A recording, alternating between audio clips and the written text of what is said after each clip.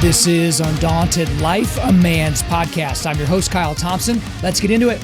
All right, guys, today we got a special guest on the podcast. His name is Clint Emerson. So he is a retired Navy SEAL. He spent 20 years in service to the United States of America overall, and he is the only SEAL ever inducted into the International Spy Museum. So that'll give you a little hint as to what he did after he retired from the Navy. But he continues to serve by empowering good people with safety and security skills at home, work, and abroad. And his services have helped Fortune 500 companies and politicians and celebrities. And we get into all that in the show. But also, he is a New York Times bestselling author of several books, to include 100 Deadly Skills. That's actually an entire series of books, and his memoir, The Right Kind of Crazy. But he has a new book out called The Rugged Life, The Modern Guide to Self-Reliance. And so we talk about that quite a bit in this episode. But the one thing about this episode that I felt like was really, really important for him and also for the audience is he gets asked the same 10 questions in most of his interviews. Okay. So he gets asked about, why did he want to go into the military? Why did he choose the Navy SEALs? And man, was it terrible being cold, wet, and sandy on the beach in Coronado 20-something years ago? And oh gosh, what was it like when you became a spy? And oh gosh, what was it like when you decided to become an author? And about this book and that book.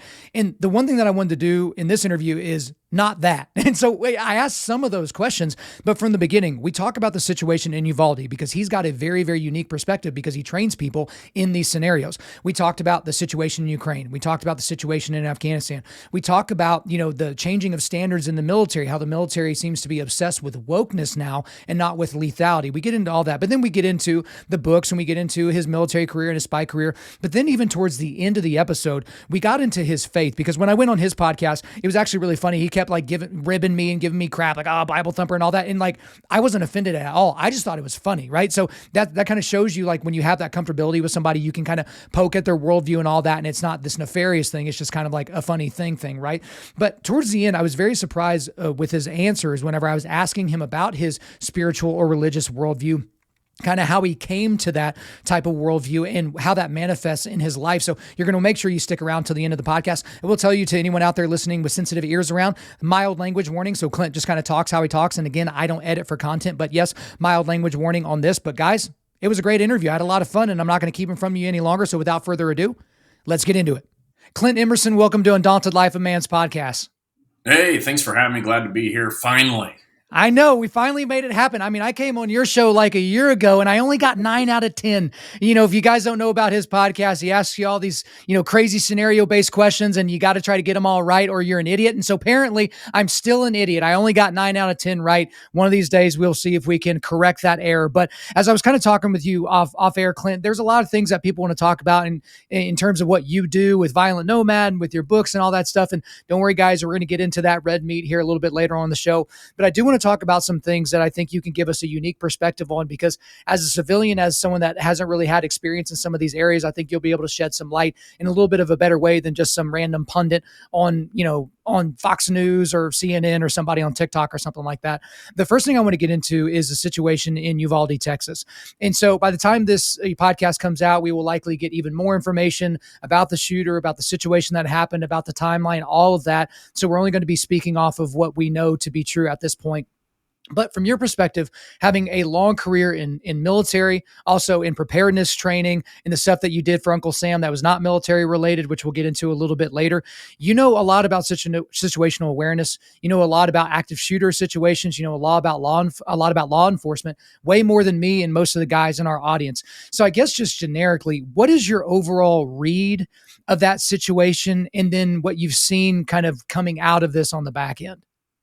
Yeah, that's a good question. And it actually relates to my day job. So what most people may or may not know is I have a company called Escape the Wolf, and we do crisis management planning and preparedness for Fortune 500s, nonprofits,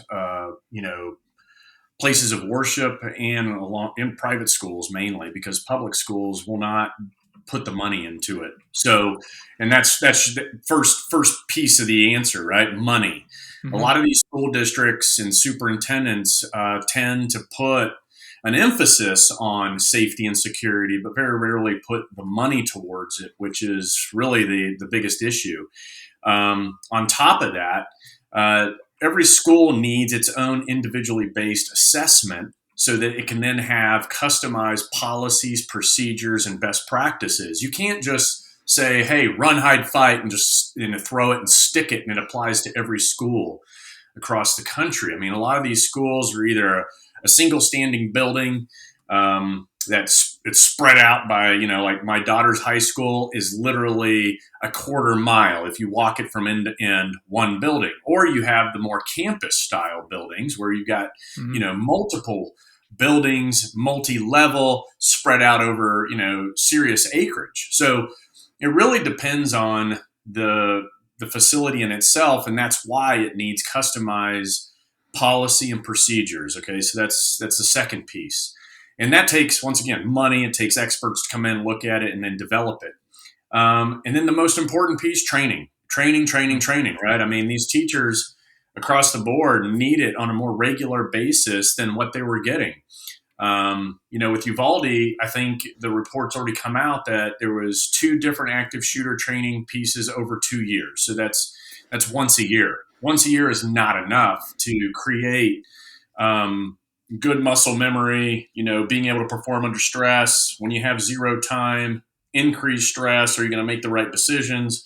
Probably not with the 1 hour, 1 day of training or whatever it was they received per year.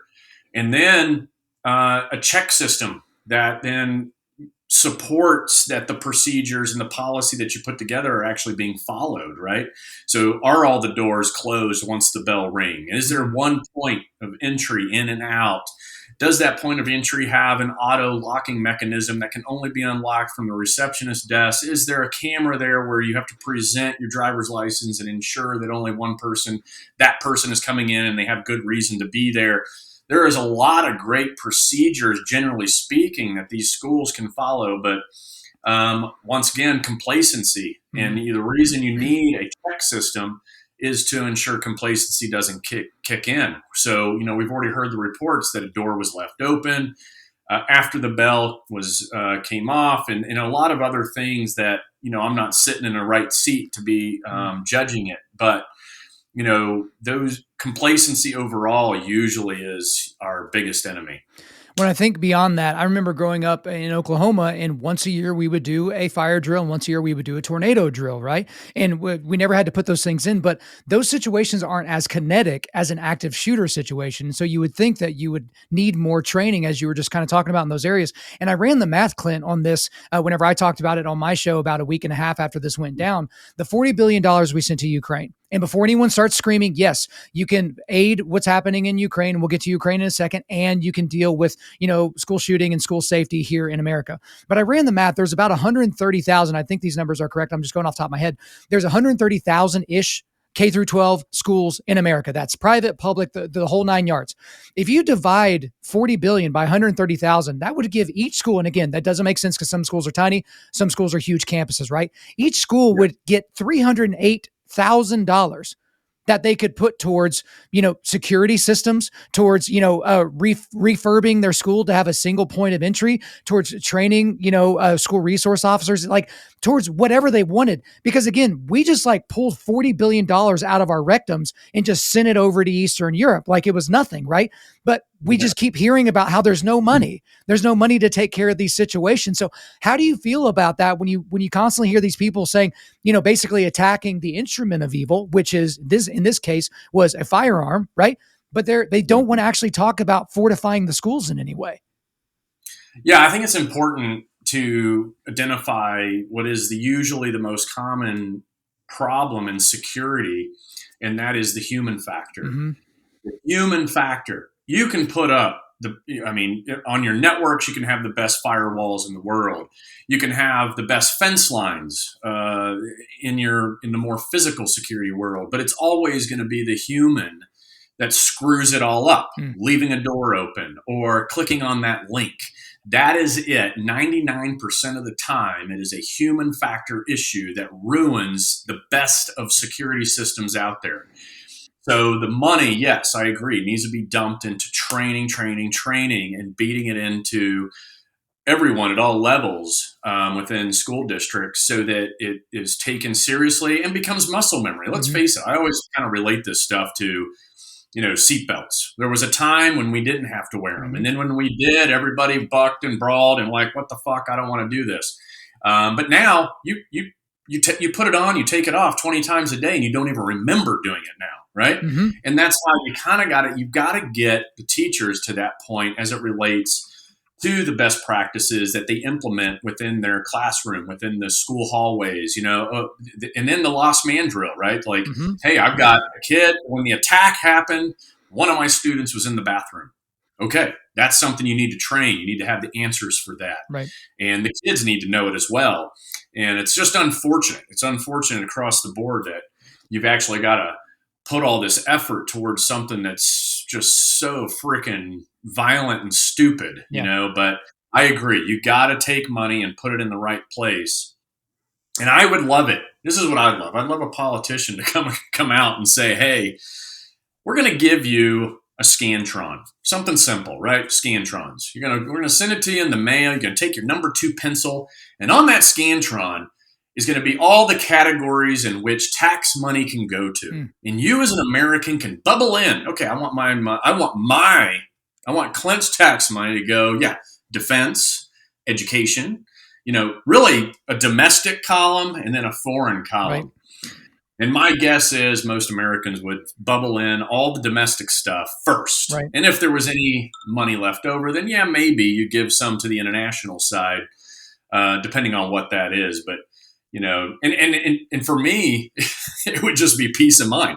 Even if they threw the damn Scantrons in the fucking trash, I would, fine, so be it. But at least I feel like I'm getting to choose where my money goes. That would be an overwhelming, great feeling.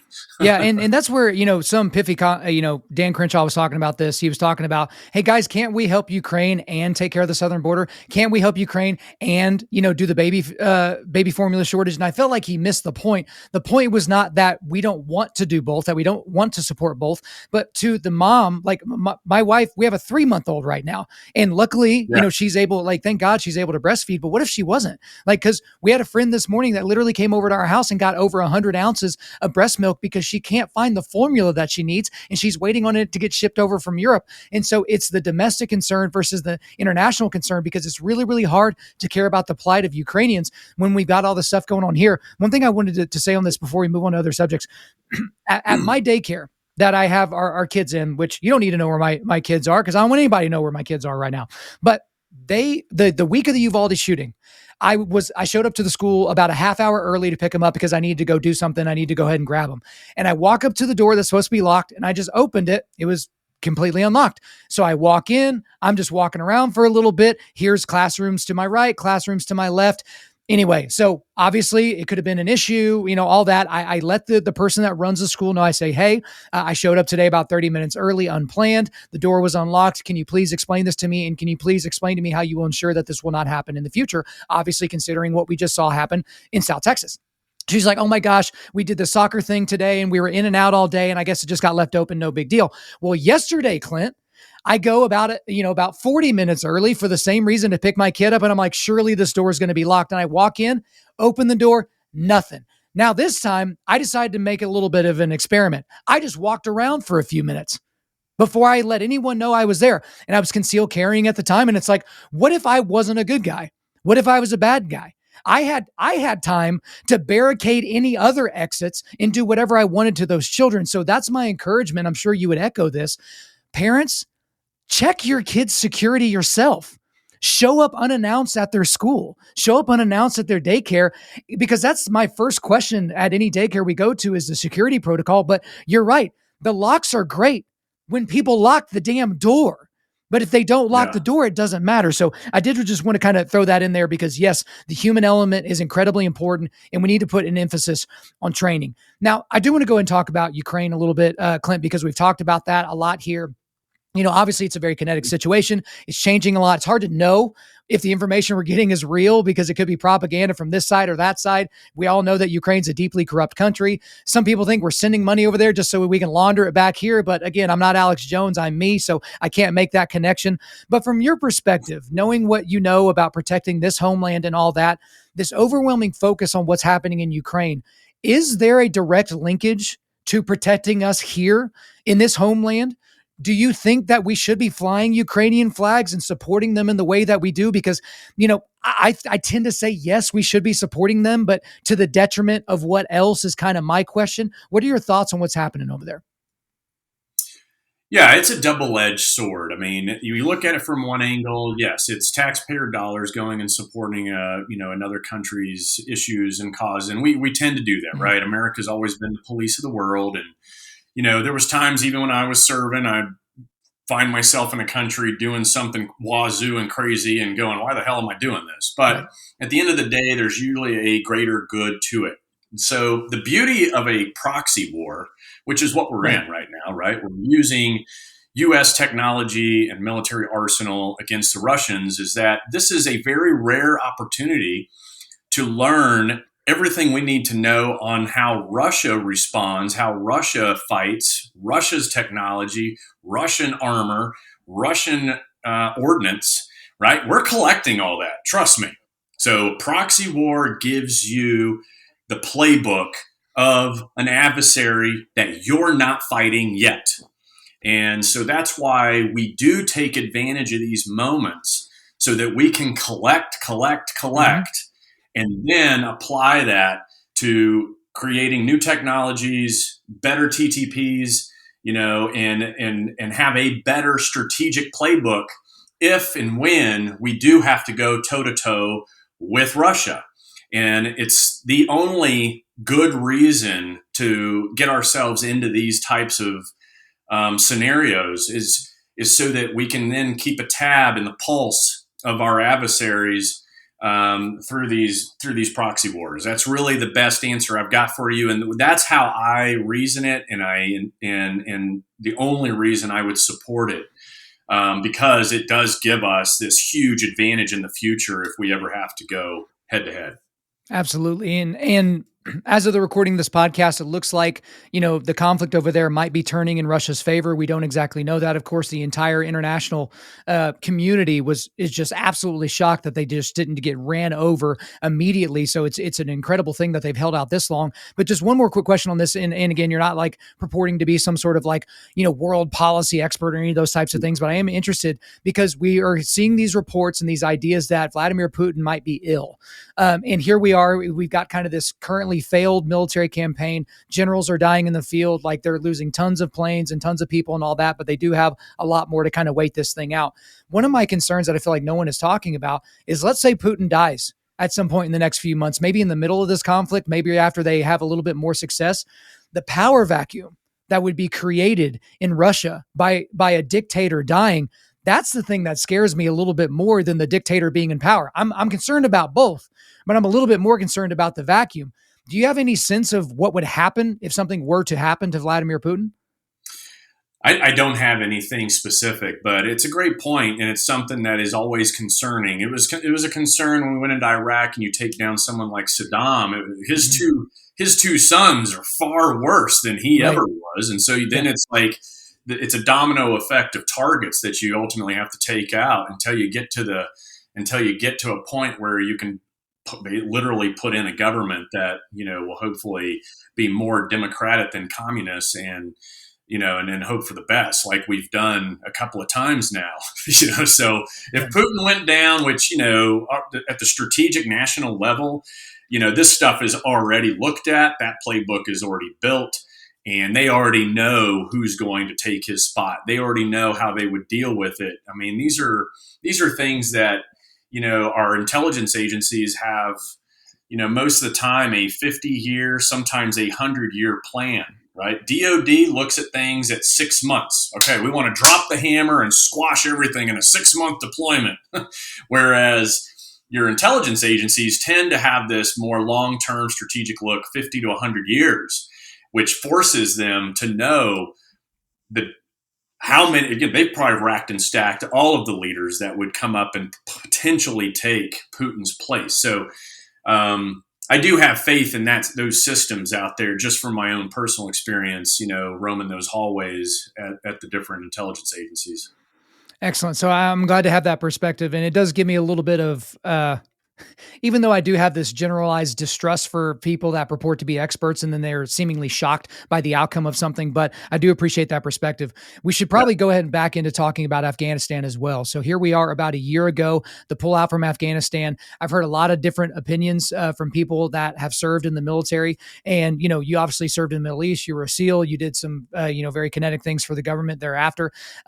But obviously, as a civilian, I look at it as a tremendous failure, as a tremendous missed opportunity, as one of those opportunities to where, hey, we have thousands and thousands of troops stationed all over the place, all over the globe that aren't in an active war zone. And I think it would have been hard pressed for you to say that what was currently happening in Afghanistan at the time of our pullout was an active war zone where we were having tons of, American soldiers lost on a regular basis.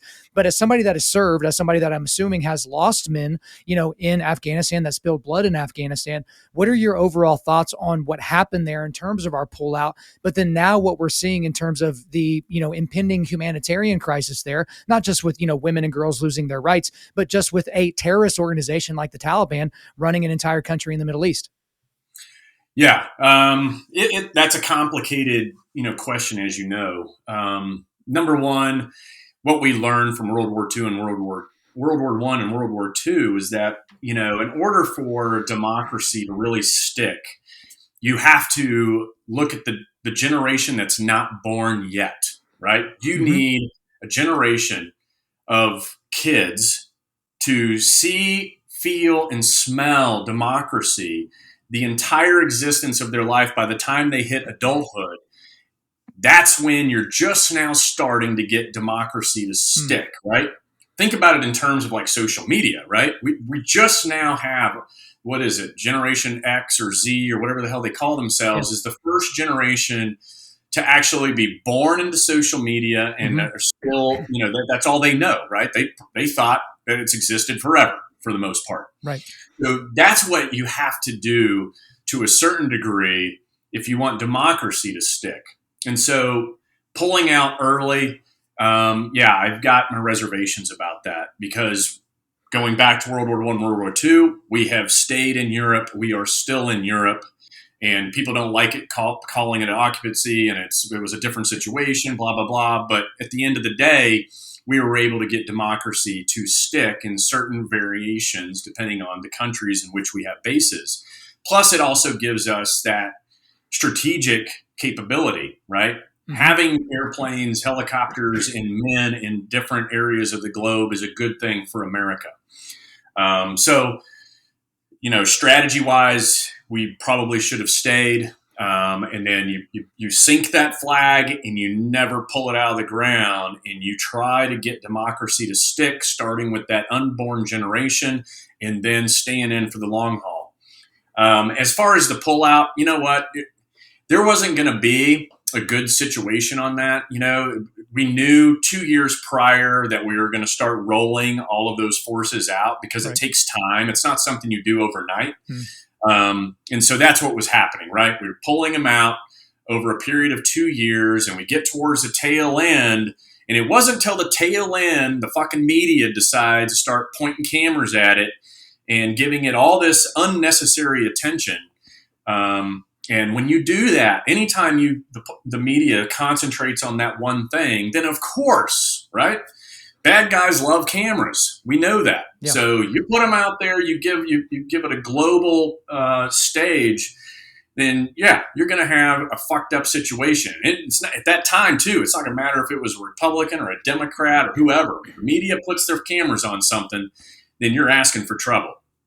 And I think the thing that we're going to see, Clint, is we don't really know the ramifications of this, and we maybe won't know it for years. Same thing with Uvalde, same thing with Ukraine. Like, the body count in Uvalde is going to be more than 21. It became more than 21 within 2 days of this, whenever one of the teachers' husbands had a heart attack. So the body count was at 22. But some of these kids, they literally watched their best friends get executed right next to them. Like, there was a grandfather that talked about, his grandson who watched his best friend get executed, and the kid hadn't said a word for a week.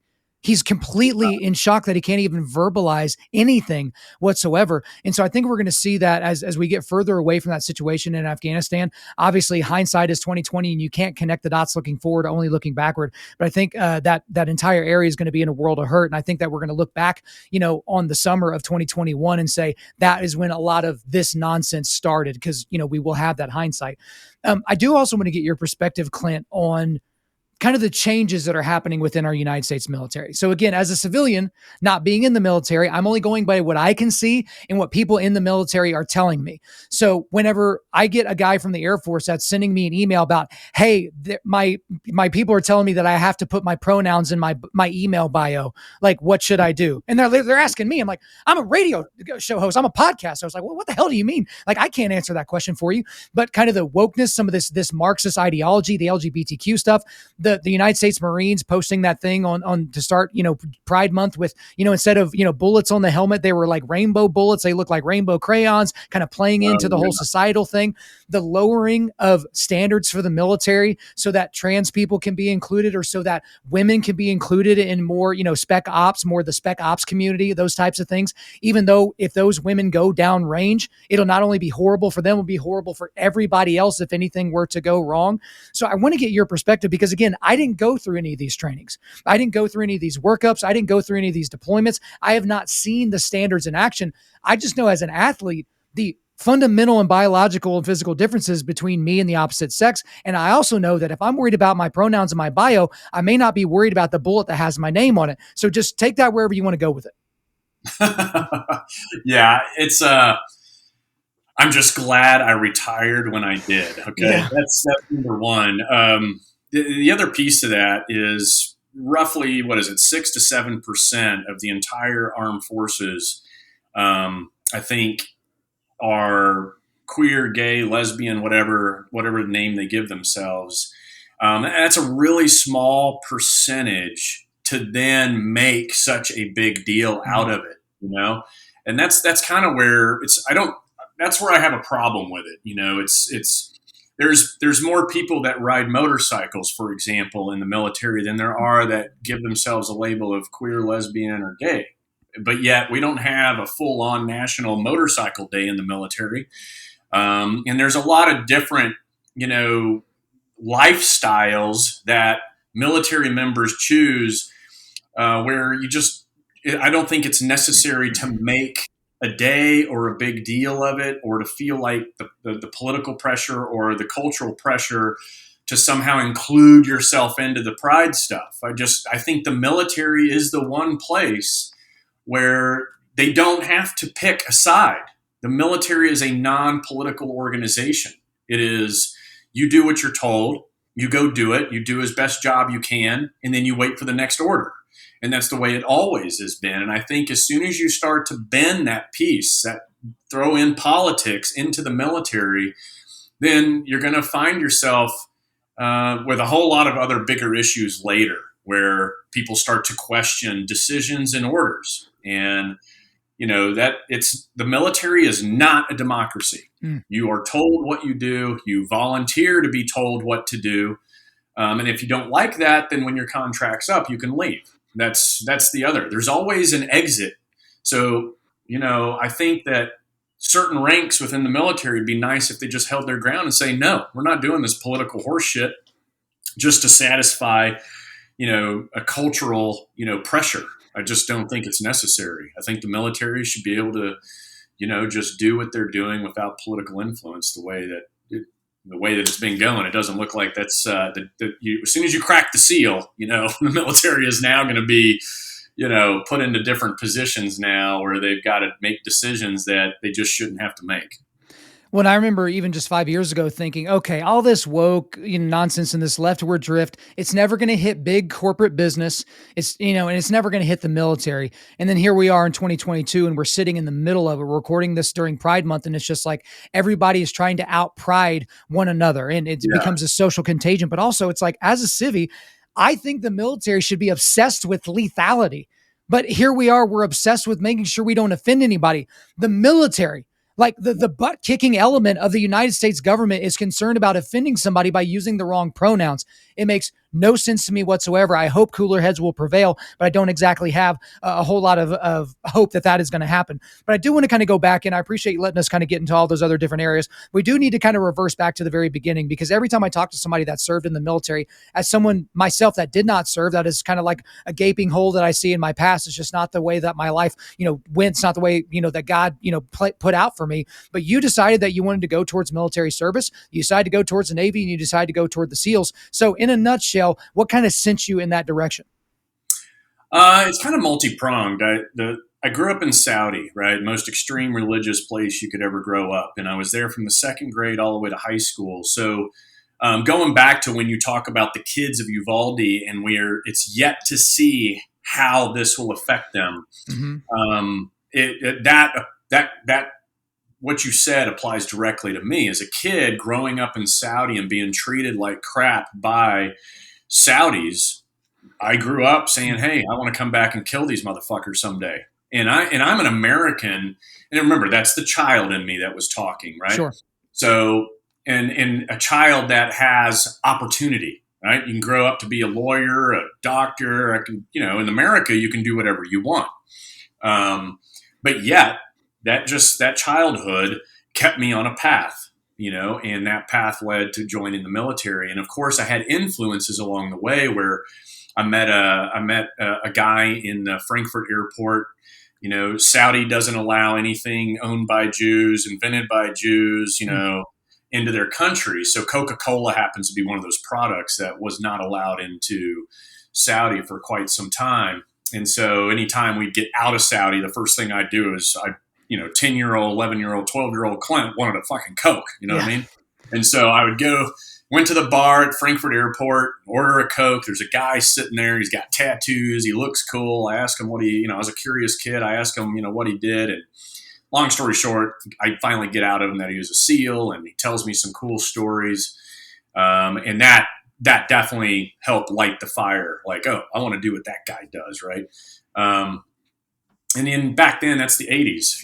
There was nothing about SEALs in the 80s, much less in the 90s when I joined. So it was a leap of faith, and I just had a passion for it. And I tell people all the time, whatever it is you choose to do in life, make sure you're passionate about it, because there will be, obstacles and failures and letdowns along the way. And it's the passion that allows you to just pursue and keep chasing it and win. And if you're not passionate about it, then all of those things that get in your way will definitely defeat you.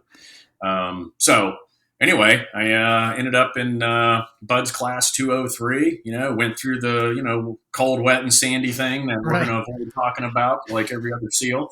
And, you get through the misery with some buddies, you make great friends. I end up at SEAL Team 3, which focused solely on the Middle East. So there you go. My childhood dream, hey, look at what happened. So, and then the grown up version of Clint goes back to these different cultures, and you realize culture is culture, and as long as they're not trying to sell their culture to us over here, then I'm good to go. Saudi can do whatever the hell they want, just like any other country can. But don't think for a second that I'm going to abide by any of its influences right here in America. So I've run into some folks, from here in Texas, from that side of the world, and I've got a short fuse with those fuckers. I'm like, nope, I'm not putting up with this shit. You think you're going to cut in front of me in line or do anything? I'm the first guy that's going to tell you to go to the back, because they think, they have this certain cultural hierarchy, especially Saudi men. They think they're at the top of the food chain, and I'm one of those that sets them straight every time I have an opportunity. So there you go. From childhood to the SEAL teams, but key takeaway here is those kids in Uvalde definitely have had a very impressionable moment in their life, and it can take them the legal way or the not so legal way in life. I chose to go the legal way of, following through with that childhood statement. You know what I mean? So yeah, I've actually, No, I'm sorry to interrupt you. I actually have talked to several people that were kind of in similar positions to you, whether they were in the spec ops community,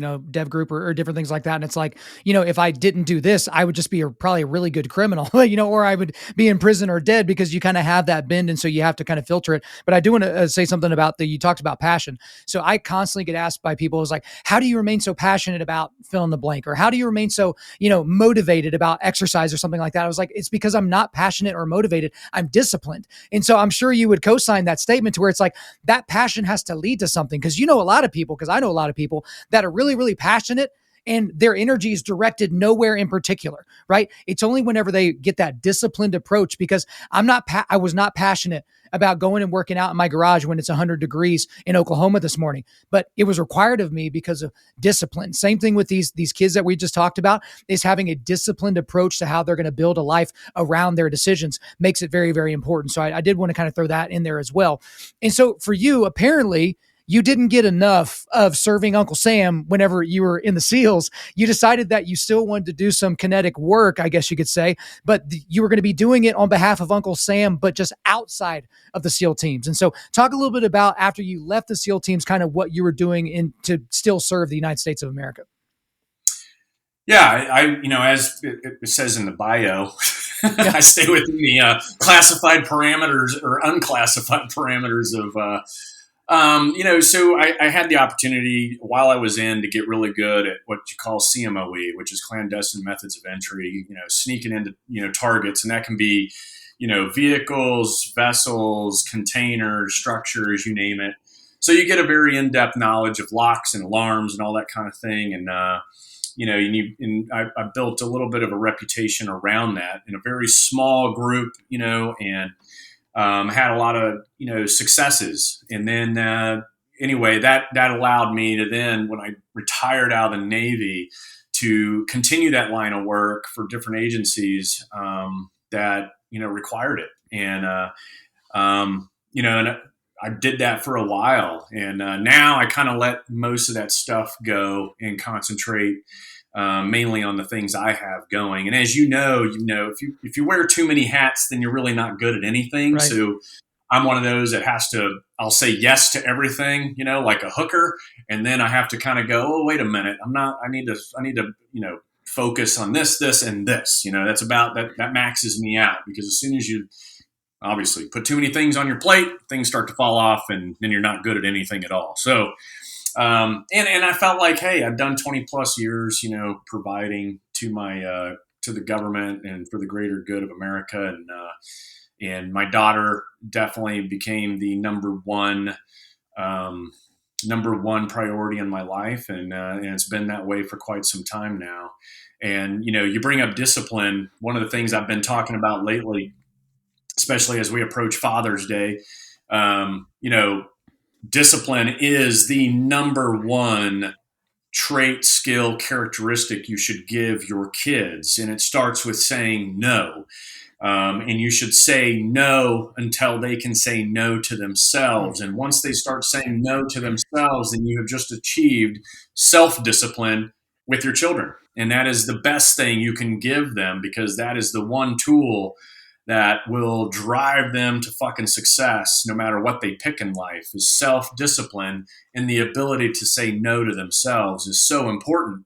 And unfortunately, you got a lot of parents that just aren't parenting these days. So there you go.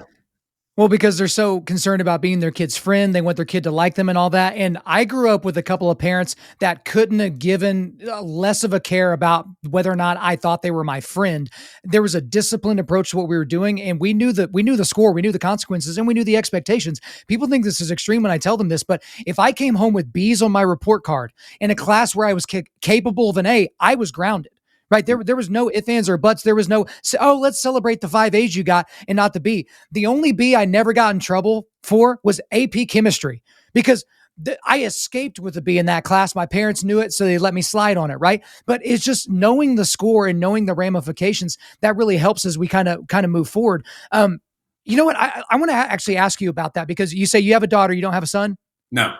Okay. But I'm sure that you could still speak to this, because you were a son at one point. You know a lot of people that have sons. In our culture, we do not usher young men into manhood. anymore. Now, there are small religious sects here or there that will do that, but we don't tell our young men, hey, you are a man now because of this reason, this reason, and this reason. Here are the things in your personality that I think are going to be great about you. Here's also the things that I think that you're going to struggle with. Also, here are the expectations on who you are to be in this community now. We don't do it. But now that I have two sons, I have a 2-year-old and a 3-year-old, I'm obsessed with rites of passage. I'm obsessed with my boys knowing that they can be a man if they do these things. They will be expected to be able to do these things as they move forward, which I think dovetails into your books, which we'll talk about here more here in a second. But for me, I'm so obsessed with that concept because if they don't know, they will self-actualize. They will self-identify as a man after they buy their first vehicle or have sex for the first time or move away from home or fill in the blank. They will figure it out for themselves. So what's your overall thought process on that? Again, I know you're a father of a daughter and it's slightly different, but for fathers with sons about how we can usher them in to a greater understanding of what is expected to be a modern man. Yeah, you're right. I have a daughter, but I did raise my little brother. We're 11 years apart. And so my dad passed away early on, way too early. And so I ended up carrying the torch for him while I was, in the SEAL teams. And so raising my brother, I a lot of lessons learned there because I was, still a kid as well, right? I'm in my 20s, raising, a high school kid basically is what it boiled down to. And I agree. I think, for me, I had to, frankly, I had to kick his ass a whole bunch of times, in order for him to see the light. And now, he too works for the government and does great things. But if it wasn't for literally kicking his ass so that he would be more disciplined in life, he could have gone down the wrong path 100 different times. And I feel like, he saw what I was doing in the military. And as he grew up and got older, he started to then really understand the value of discipline and the other things we've been talking about, and then started putting himself through different rites of passage. So he became an ultra runner. I mean, this kid was running 100-mile plus races on a regular basis, and starting and finishing. And he started, and then of course college, right? I mean, he went to school, he got his degree, from George Washington University there in DC. Mm-hmm. And so he was able to pull off different things, but if it probably hadn't been for a little bit of the ass whoopings and then me staying on his ass and then just letting him observe, my life, then who knows, right? And I think, every boy needs that. Every boy needs their dad. Every boy needs discipline, and every boy needs their energy to be directed in the right direction. I think that's an important point. And whether you set out to do this or not, I think your career as an author has really helped this in a lot of ways. So after you left the military and after you left service to the United States, you did what no other Navy SEAL has done in the history of history. And that is you wrote a book and became a best-selling author. So the first book, at least that I know of, is 100 Deadly Skills. This is an amazing, fantastic book. And that went into, the survival edition, which I have right here. But there's a puzzle edition. There's an activity book. There's a combat edition, which I don't have. I need to fix that. But then you had your memoir, The Right Kind of Crazy, and all that. But then we have your new book, which I'll get to here in just a second. And so it's interesting that you decided to kind of go that route. I was talking to a guy here recently. So he has a Christian organization that, aids fathers and sons as they develop their relationships and helps kind of usher young men into manhood. And he asked me, because he knew you were coming on my show, I was like, which of these books do you think, would be appropriate for our kids? And I was like, well, the 100 Deadly Skills one, probably not best for 7, 8, 9-year-old boys, but the survival edition, I said, absolutely. Buy this book and apply that, because one thing that a lot of these young boys aren't learning how to do is just about everything that's in this book, right? Everything that's in all of these books, because, I guess here's my first question on these books. So I'm calling you out here. There's so much stuff in all these books, so much stuff to know. Like, do you know how to do all these things? Like, I'm just going to flip to a random page. All right. Number 67, make an improvised explosive device. Keep going. Number 84, discreetly clear a flooded scuba mask. Like, do you know how to do all this? This seems insane. Believe it or not, in the first couple of books, yeah, because I was digging into personal experience as a military guy. a little bit of being a SEAL, but there's really not a skills in there that relate directly to being a Navy SEAL. Everybody thinks that, but that's just not the case. I grew up, when I got back from Saudi, I landed in the United States. I was an avid Boy Scout over in the Middle East. It was like the only thing to do, along with scuba diving. And then I had a fascination for magic. Right. And so when I got back to the States, I continued my scuba quals. I continued the Boy Scouts. And then that was when I started my first company doing 20 minutes of magic for $50. I'd wear a black polo shirt, jeans, and I had my little suitcase of sleight of hand tricks. And I was booked all fucking weekend, right, in Plano, Texas. And so between what people don't get is a lot of times magic really holds so much value in how to distract and then do something right in front of somebody's face without them ever seeing it. And you apply a lot of that historical stuff into those books in different forms or fashion, So, and also, learning from there's a lot of criminal tricks in these books, right? I feel it's very important for people to know, what do the bad guys do? Because once you know their tactics, then their tactics become useless, right? So depending on the book, depending on the skills, most of that stuff, I either learned it at some point, was familiar with it, or I heard about it. I went and researched it. Obviously make it digestible, put the illustrations, and make it easy for people to get up off the couch and go do it, which is really the goal.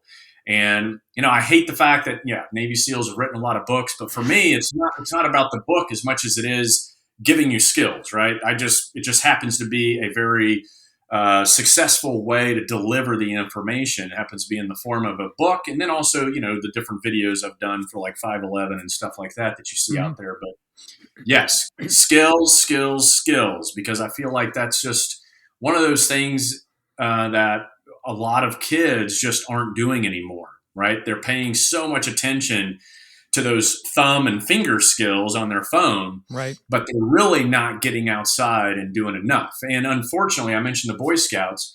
It too has been crushed by politics. It's not Boy Scouts anymore. It's scouting, and it's nothing against females because, include them. But I don't think you need to change the dynamics and the curriculum and all that to somehow make everyone on this planet happy, because that's not what scouting was developed for.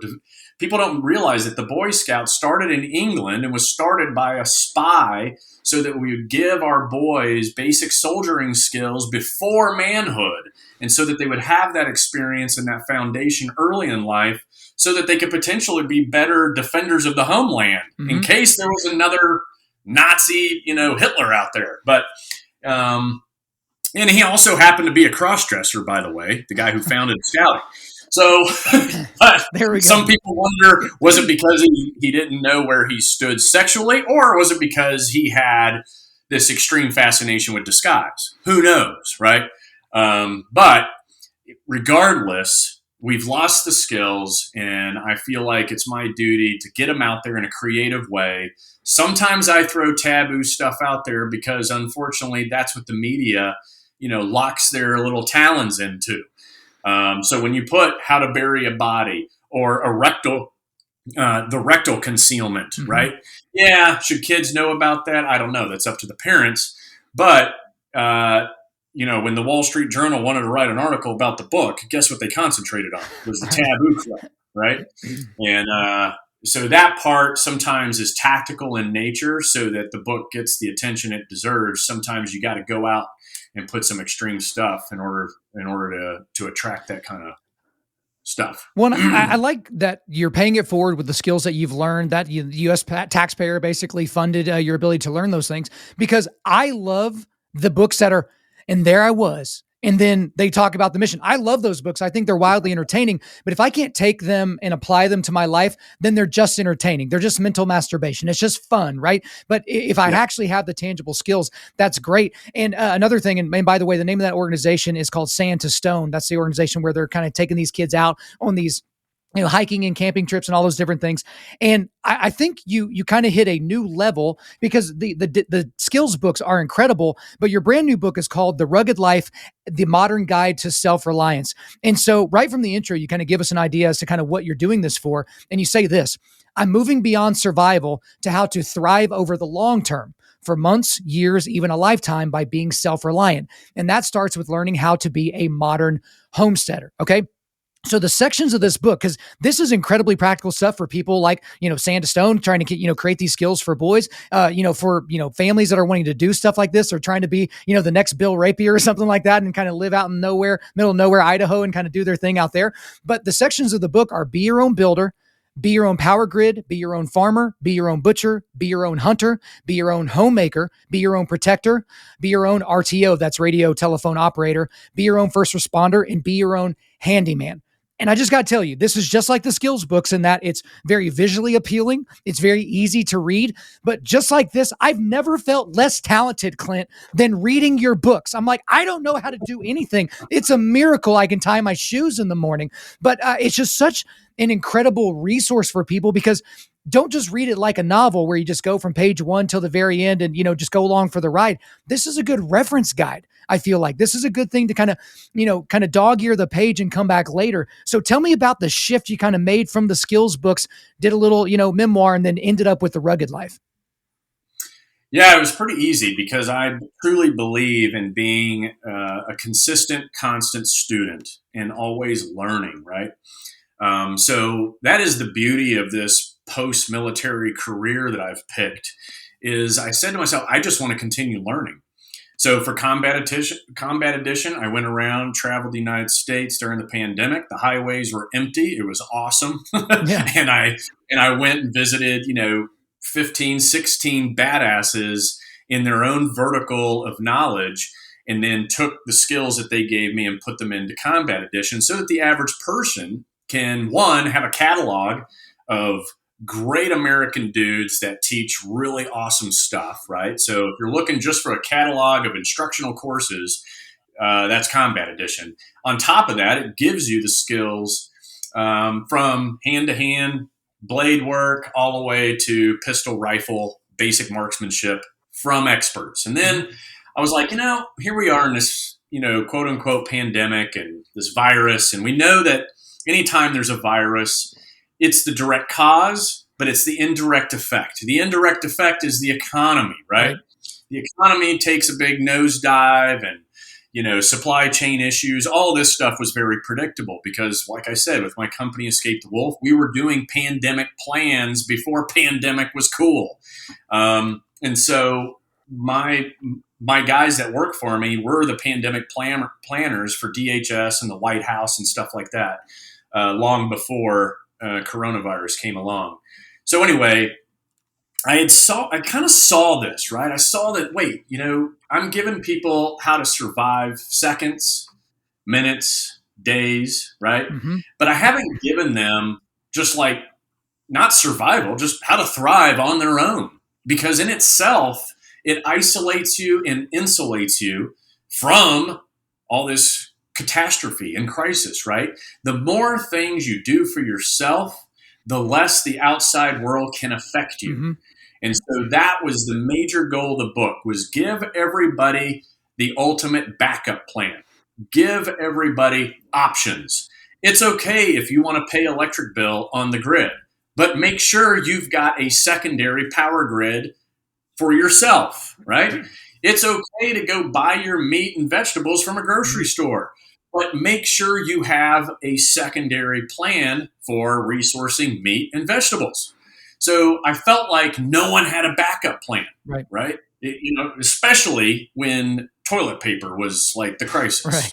That really said everything that I needed to know in order to put The Rugged Life together. So just think of that book it's just a book of options, a book of backup plans. And if you want to make some of those plans in the book your primary, by all means do it, because then nobody can affect you. You insulate yourself from crisis when you do these things for yourself. And that's the biggest takeaway.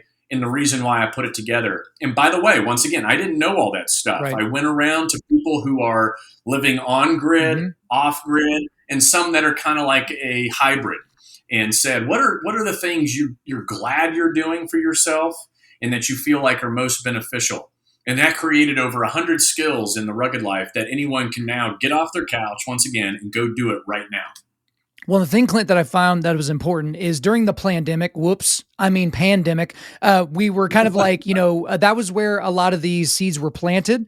And then reading a book like The Rugged Life kind of, it elevated my sense of awareness about the things that I don't know in terms of what would happen if this were no longer available. But this is something that literally has just been on my mind since last night. And it goes right into what you were saying about food being available. So last night I see a video in Kansas of 10,000 head of cattle that all died at the same time. And they're claiming it's because of the heat wave, the heat index being up and humidity and all that. And a week or two ago, 3,000 head of cattle died in Missouri. Again, they're saying it's because of the heat wave. Now, ignoring the fact that cattle live in South Texas and Arizona and New Mexico, and they're not dropping like flies, and we don't usually see mass casualty events for cattle because of heat, it's worrisome to me. And then Abbott, which is the baby formula place out in Michigan that, we had all the problems with, it was only online for 11 days. And then today news broke that there was a flood. They're having to shut down the factory again. And then we all know now that Bill Gates owns more farmland in America than anybody. And he's producing all the elements to create, unbelievable meat or whatever they're calling it, fake meat. And he's also very, very big about getting rid of meat consumption in this country. So I'm not saying all that to scare anybody to be like, there's an impending doom coming, but talk to any executive or listen to any executive in a food production industry. In the last 2 years, magically, there's entire farms full of chickens that have died. There's entire facilities that have burned down or flooded to where they had to get rid of all the food. So I say all that to say, to not say to put on your, tinfoil hat, but just like, let's say there is a nefarious force out there that's affecting the food supply. The way that affects you is your ability to eat, your ability to give your wife or your husband or your children food. So it's more about keeping your head on a swivel. Does that kind of make sense? Yeah, it makes perfect sense. And I hadn't heard about all that stuff going on, but it certainly gives good reason for everyone to have their backup plans or contingency plans figured out ahead of time. Because I think we just take it for granted that every time you go to the grocery store, there's going to be what you want sitting on the shelf, and that's just not the case. It's starting to prove true for the first time in history, and since the last time this all happened, it was basically the Great Depression when, my grandparents, I always wondered, why does Grandpa always got nothing but drawers and drawers of batteries around here? Like every fucking drawer had Radio Shack batteries in them, and it was because that's how they were raised. Like, you got to have like all your backups figured out. I mean, they were jarring their vegetables. They had, a deep freezer full of meat, and they were always kind of like stocking up on things and being very conservative on what they used and how they used it, right? And I think we've lost that because we've become a society of convenience, and we can have things delivered to our front door using these magic little apps, and that's all great. And I'm not saying don't use it. I'm just saying, hey, just make sure you've got a plan when some of that stuff doesn't work out. Right. We've gotten very, very fat and happy. And so that's why a book like The Rugged Life is so important. But I want to ask you about a quote that's right on the inside cover of this, because you have several quotes from Emerson and from, other smart people that, I'm not smart enough to read their work. But there was something in this quote that kind of caught me askew. And so I want to ask you about it. So here's a quote from Ralph Waldo Emerson. It is easy to see that a greater self-reliance must work a revolution in all the offices and relations of men, in their religion, in their education, in their pursuits, their modes of living, their association, in their property, in their speculative views. So that was the first page of the book that I read, and I underlined the word religion. Because when I was on your show, which I enjoyed the heck out of that, I love talking with guys like you that obviously come from a different worldview. You took a few lighthearted shots at me, called me a Bible thumper, which I thought was hilarious. And, but you and I had a very cordial conversation. It's very similar to a conversation that I had with Mike Ritland, over 3 hours last year on his show, which, by the way, just to go back to the beginning, if you guys want to know a little bit more about some of the stuff that Clinton did for the federal government, you just had an appearance on Mike Ritland's show, Mike Drop, here like a month ago or something like that. It was fantastic. You go into a lot more detail. So I'll try to remember to put that in the show notes. But the word religion being included here, again, it's not your quote, it's Emerson's quote, caught me off guard because I get the not so subtle sense that you don't have a Judeo-Christian worldview, that you don't have a godly worldview. Maybe you're somewhere between agnostic and atheist, and you just kind of filled in a few of the blanks earlier, talking about your upbringing in Saudi Arabia, seeing, kind of this religious setup and Sharia law, and you're kind of around a lot of these things, and it kind of maybe jaded your viewpoint. But I don't want to presume anything and categorize you incorrectly. So where would you say that you land on all of that stuff, categorically religion or spiritualism or whatever air quote thing you want to call it? Yeah, that's a good question. And I'm glad you can, that's what's great about you, is we can kind of have fun with it, with the Bible thumper stuff. But it's, growing up in Saudi certainly put a bad taste in my mouth as it relates to religion holistically, right? Mm-hmm. When you look at wars fought, it's either got a real estate foundation or a religion foundation to it.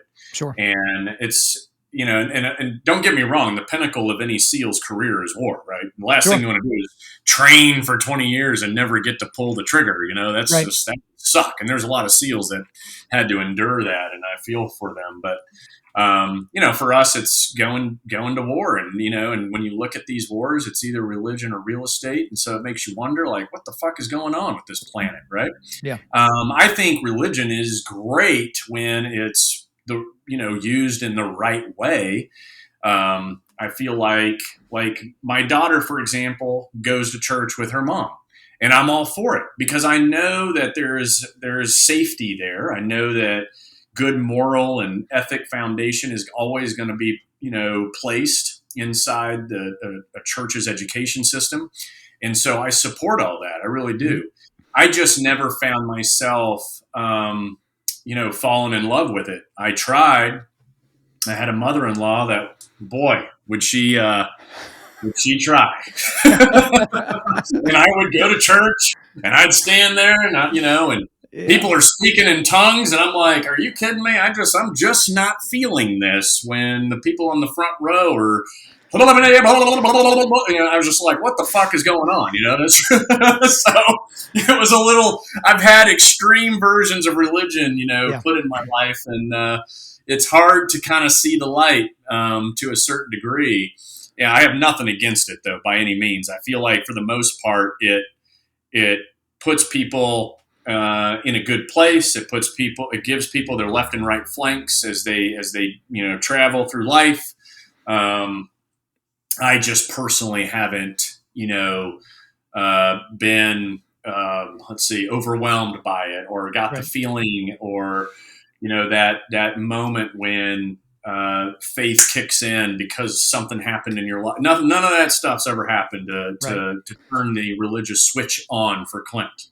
that lightning bolt moment. And I know we're running up against time, but I did want to kind of do a few follow-ups if you're okay with that. So you're using a word that I also have a problem with, which is religion, because there are a lot of religious people out there that aren't even following the dictates of the religion they purport to follow, right? So it's like, if you have read the Quran, if you understand the Quran, if you understand the 9th surah, which is the bloodiest and least abrogated of all the surahs, then you would look at what would be called a moderate Muslim and say, well, you're not acting like a Muslim, because if you go back to your magic book, here are the things that you're supposed to be doing. And you saw that firsthand in war and growing up in Saudi. So we don't need to go into too much detail with that. The one thing that I would throw out there to you, and this is a problem within the Christian community as well, is this reliance on feeling.